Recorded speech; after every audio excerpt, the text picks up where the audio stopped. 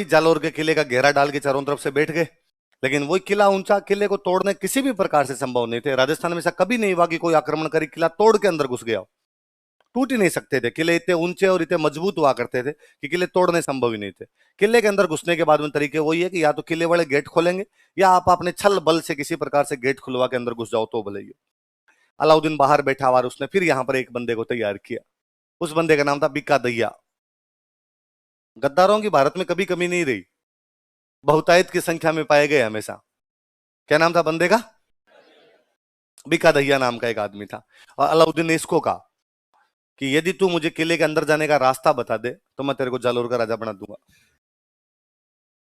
तो बिक्का दैया ने कहा यार किले के अंदर जाने का तो कोई रास्ता नहीं है, तो भी यार कोई तरीका तो होगा जिससे किले के अंदर जा सके। तो उसने कहा यार इस किले की दीवार एक साइड से कच्ची है और यदि तू वो दीवार तोड़ दे अंदर घुस जाना आराम से।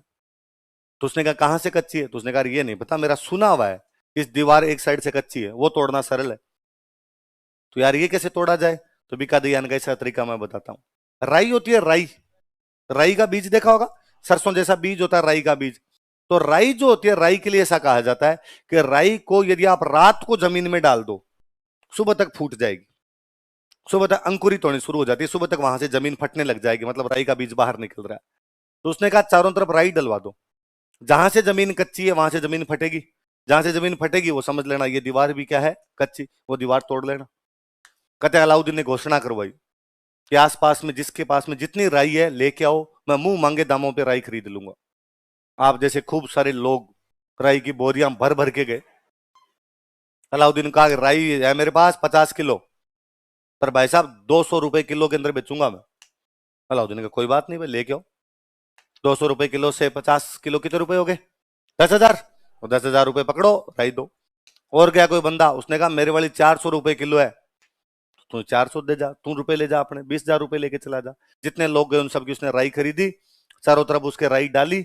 सुबह जहां से राई फटने लगी समझ गए कि यहां से दीवार क्या है, कच्ची, तो यहां से अटैक करेंगे तो किले के अंदर घुसा जा सकता है। एक कोई मेरे जैसा महा आलसी आदमी था, वो राई लेके गया सुबह, और उसने अलाउद्दीन को जाकर सुल्तान राई लाया हूं, 100 किलो राई है मेरे पास, और भाई साहब मेरे वाली अच्छी है 500 रुपए किलो के अंदर।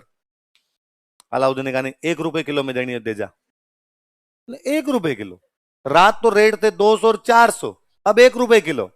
और अलाउद्दीन ने कहा राई रा भाव रात ही गया, राई वाले भाव तो रात को ही चले गए। तो आज दिन तक अपने राजस्थान में कहावत है कि कोई काम हो जाता है और उसके बाद कोई बंदा पहुंचता है कि ये काम करवाना है, तो लोग कहते हैं राई रा भाव, कि राई वाले भाव तो कब चले गए कि आरएस की वैकेंसी निकली और उसकी लास्ट डेट फॉर्म भरने की 20 तारीख थी, आप गई 21 को।